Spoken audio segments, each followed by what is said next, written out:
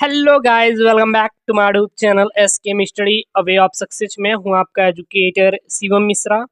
आपका स्वागत करते हैं आपके अपने यूट्यूब चैनल एसकेएम स्टडी पे।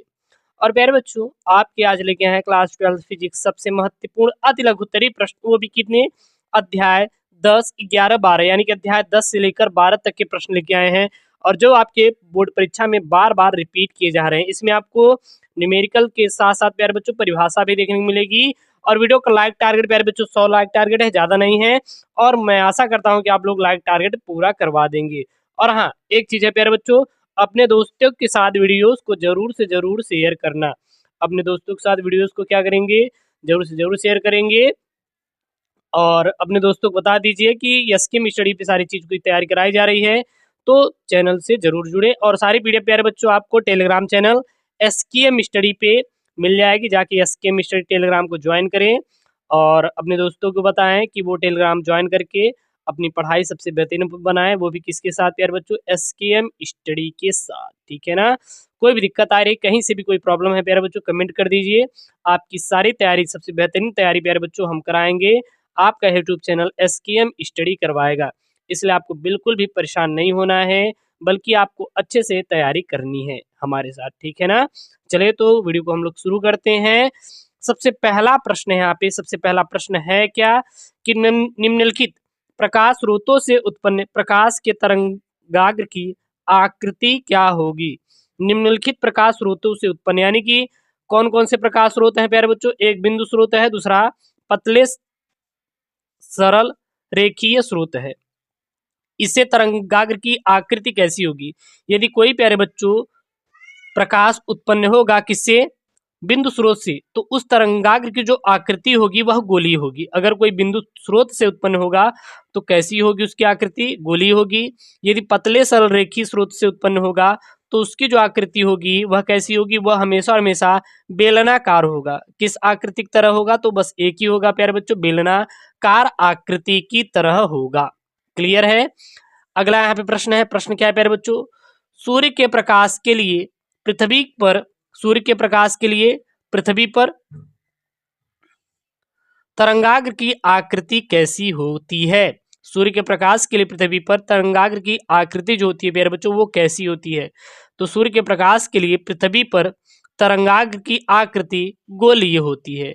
सूर्य के प्रकाश के लिए पृथ्वी पर तरंगाग्र की आकृति कैसी होती है, तो आपको सीधा बता देना है, सूर्य के प्रकाश के लिए पृथ्वी पर तरंगाग्र की जो आकृति होती है वो हमेशा हमेशा गोलीय होती है, परंतु इसकी त्रिज्या पृथ्वी की त्रिज्या की तुलना में बहुत अधिक होने के कारण यह लगभग समतलीय प्रतीत होती है।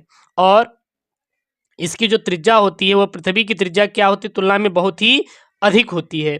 इसलिए प्यारे बच्चों यह कैसी प्रतीत होती है, हमें समतलीय प्रतीत होती है, यानी कि समतल जो सरफेस हो पूरा पूरा क्या होना चाहिए प्यारे बच्चों, समतल होना चाहिए।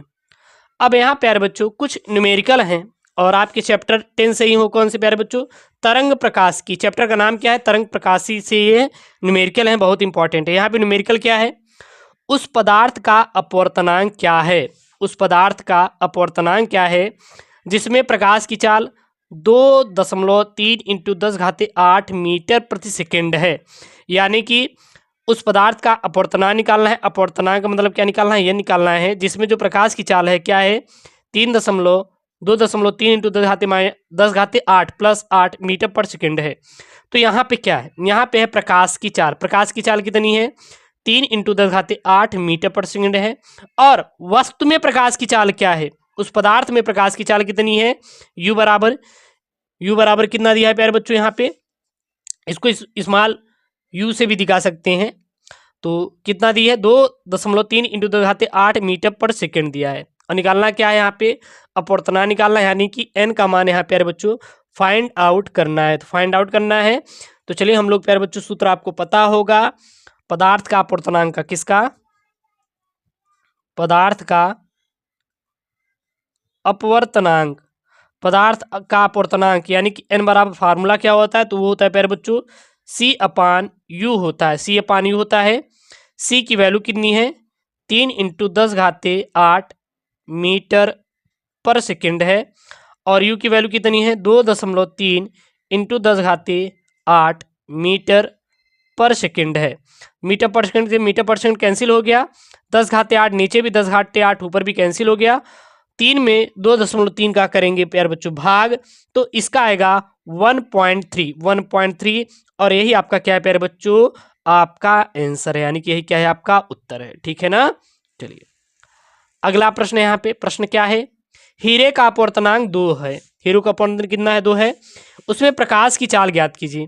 हीरे का अपवर्तनांक कितना है, 2 है इसमें, और इसमें प्रकाश की चाल यानी कि सी की वैल्यू ज्ञात करनी। दिया क्या है, अपवर्तनांक n बराबर कितना दिया है, 2 दिया है, 2.0 यानी 2 ही है। प्रकाश की चाल कितनी होती है, तो 3 × 10⁸ मीटर प्रति सेकंड होता है, इतना आपको याद रखना है। तो हीरे में प्रकाश की चाल निकालना है, किसमें निकालना है, हीरे में प्रकाश की चाल, हीरे में प्रकाश की चाल यानी क्या निकालना है प्यारे बच्चों, यू निकालना है। क्या होता है, C/N होता है। C बराबर क्या हो जाएगा, 3 × 10⁸ मीटर पर सेकंड, n बराबर कितना है, 2। इसको कट करेंगे तो 2 यानी कि 1.5 दूना 3 होता है, तो 1.5 और इसका यूनिट क्या है, मीटर पर सेकंड, तो यहाँ पर भी क्या आ जाएगा, मीटर पर सेकंड, यानी कि हीरे में प्रकाश की चाल कितनी है, 1.5 मीटर पर सेकंड, और यही इसका क्या है प्यारे बच्चों, आंसर। इसका पीडीएफ जो है, इसका पीडीएफ आप डाउनलोड कर सकेंगे कहाँ पे, एसकेएम स्टडी टेलीग्राम है, link in the description box के नीचे प्यारे बच्चों अंदर लिंक दिया गया है टेलीग्राम का, जाके वहाँ से आप ज्वाइन कीजिए टेलीग्राम को, और वहाँ से डाउनलोड इसका पीडीएफ फ्री में करिए। अगला यहाँ पे प्यारे बच्चों आपका चैप्टर है, वो क्या है, यहाँ पे 11वां चैप्टर है, चैप्टर नंबर 11 है क्या, विकिरण तथा द्रव्य की द्वैत प्रकृति। चैप्टर क्या है, विकिरण तथा द्रव्य की द्वैत प्रकृति जो है प्यारे बच्चों, यह आपका चैप्टर है। ठीक है, और इस चैप्टर से जो इंपॉर्टेंट क्वेश्चन है प्यारे बच्चों, उसको हम लोग देखेंगे। पहला प्रश्न है, दे ब्रागली तरंगदैर्ध्य किसे कहते हैं, यानी दे ब्रागली तरंगदैर्ध्य प्यारे बच्चों क्या होता है, किसे कहा जाता है, दे ब्रागली तरंगदैर्ध्य। तो दे ब्रागली तरंगदैर्ध्य होता क्या है, तो गतिमान द्रव्य कण से संबद्ध तरंगों की तरंगदैर्ध्य दे ब्रागली तरंगदैर्ध्य कहलाती है। दे ब्रागली तरंगदैर्ध्य क्या होता है, गतिमान द्रव्य कण से संबद्ध तरंगों की तरंगदैर्ध्य दे ब्रागली तरंगदैर्ध्य कहलाती है। अगला प्रश्न है यहाँ पे, अब यहाँ पे न्यूमेरिकल है, क्या है प्यारे बच्चों, न्यूमेरिकल है। प्रश्न क्या है, 0.5 किलोमीटर पर सेकंड की चाल से गतिमान इलेक्ट्रॉन से संबद्ध दे ब्रागली तरंगदैर्ध्य की गणना कीजिए। यानी किससे प्यारे बच्चों, 0.5 किलोमीटर पर सेकंड की चाल से गतिमान इलेक्ट्रॉन से संबद्ध दे ब्रागली तरंगदैर्ध्य की क्या करना है प्यारे बच्चों, गणना करना है। गणना करना है, यहाँ पे दिया कि क्या है प्यारे बच्चों, यहाँ पे चाल दी गई है। चाल कितनी दी है, 0.5 किलोमीटर पर सेकंड। ये किलोमीटर पर सेकंड है, इसको कितने बदलेंगे, मीटर पर सेकंड में, तो हो जाएगा प्यारे बच्चों 1 किलोमीटर में कितना मीटर होता है, 1000 मीटर।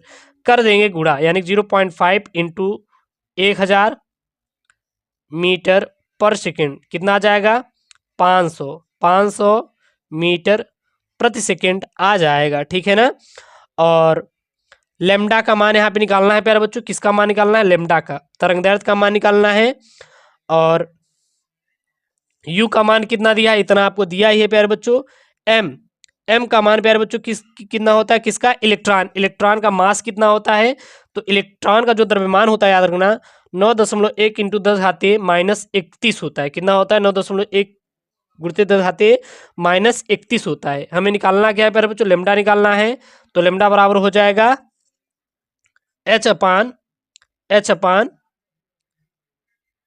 हो जाएगा। और H की वैल्यू दी होती है, H की वैल्यू कितनी होती है, तो ये भी याद रखना 6.6 × 10⁻34 होती है।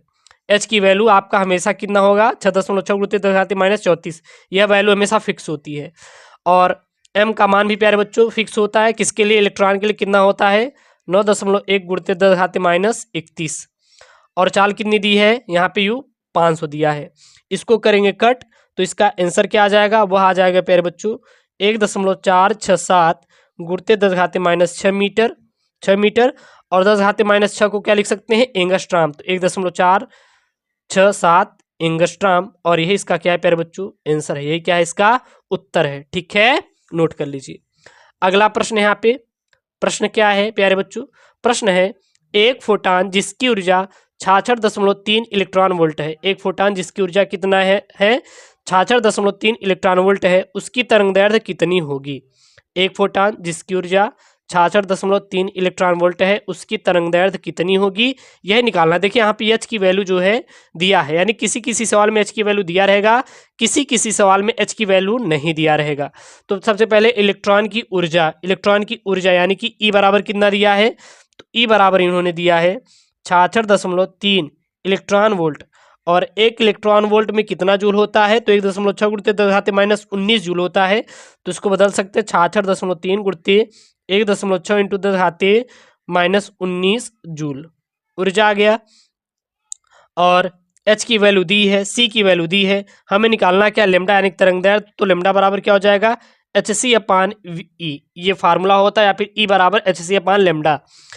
तो एच की वैल्यू कितनी दी है 6.6 गुणित 10⁻34 दिया है, -34 गुणित सी की वैल्यू कितनी होती है 3 इंटू 10⁸ मीटर पर सेकेंड, और ई की वैल्यू ऊर्जा कितनी निकली यहाँ पे 66.3 गुणित 1.6 गुणित 10⁻19 जूल। इसको करेंगे कट, क्या करेंगे कट, तो इसका आ जाएगा 186.65 इंटू 10⁻10 मीटर, क्या जाएगा मीटर। इसको एंगस्ट्राम में चेंज कर देंगे, तो आपका प्यारे बच्चों जो वैल्यू निकल के आएगा वह आएगा यहाँ पे कितना आ जाएगा, तो आ जाएगा प्यारे बच्चों 186.65 एंगस्ट्राम, और इसका क्या आ जाएगा प्यारे बच्चों, इसका आंसर यही हो जाएगा। ठीक है, कहीं से भी कोई भी आपको प्रॉब्लम क्रिएट हो रही प्यारे बच्चों तो कमेंट कीजिए। और यहाँ प्यारे बच्चों ये आपका थोड़ा सा मिस्टेक हो गया, क्योंकि 10 घात जब -4 करेंगे तो ये यहाँ से पॉइंट हट जाएगा, यहाँ कितना हो जाएगा, ये 3 यहाँ पे आ जाए 10⁻9, क्योंकि 10⁻9 बराबर क्या होता है, सॉरी 10⁻4 यहाँ पे आ जाएगा, 10⁻4 बराबर होता है 1 एंगस्ट्राम। ठीक है ना, तो यहाँ पे हो जाएगा ये। अब आपका क्या है, सही है, यही इसका क्या है प्यारे बच्चों, आंसर है एंगस्ट्राम। ठीक है, अगला जो प्यारे बच्चों प्रश्न है, यह आपके परमाणु चैप्टर, जो कि चैप्टर नंबर क्या है, यह चैप्टर नंबर आपका प्यारे बच्चों 12वां है, चैप्टर नंबर 12वां है क्या, प्रश्न क्या है, किसी परमाणु की त्रिज्या तथा नाभिक की त्रिज्या के मान की कोटि बताइए। किसी परमाणु की त्रिज्या तथा नाभिक की त्रिज्या के मान की कोटि यहाँ पे आपको फाइंड करना है। तो परमाणु की त्रिज्या के मान की कोटि 10⁻10 मीटर तथा नाभिक की त्रिज्या के मान की कोटि कितनी होती है 10⁻5 मीटर होती है। तो परमाणु की त्रिज्या के मान की कोटि कितनी होती है 10⁻10 मीटर तथा नाभिक की त्रिज्या के मान की कोटि 10⁻15 मीटर होती है। ठीक है, अगला है प्यारे बच्चों यहाँ पे प्रश्न, रिडबर्ग नियतांक का मान एवं मात्रक लिखो। रिडबर्ग नियतांक का मान एवं मात्रक यहाँ पे लिखना है। तो रिडबर्ग नियतांक R बराबर क्या होता है 1.097 इंटू 10⁻7 प्रति मिनट होता है। रिडबर्ग नियतांक यानी कि R की वैल्यू कितनी होती है प्यारे बच्चों 1.097 इंटू 10⁻7 प्रति मिनट होता है, इसको आप याद करे रहेंगे। अगला प्रश्न यहाँ पे, हाइड्रोजन स्पेक्ट्रम में पाश्चन श्रेणियों की रेखाएं किन क्षेत्रों में पड़ती हैं।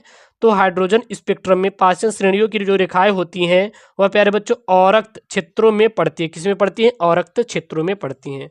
तो यह क्लास 12th फिजिक्स के बहुत इंपॉर्टेंट क्वेश्चन है। कहाँ से प्यारे बच्चों, चैप्टर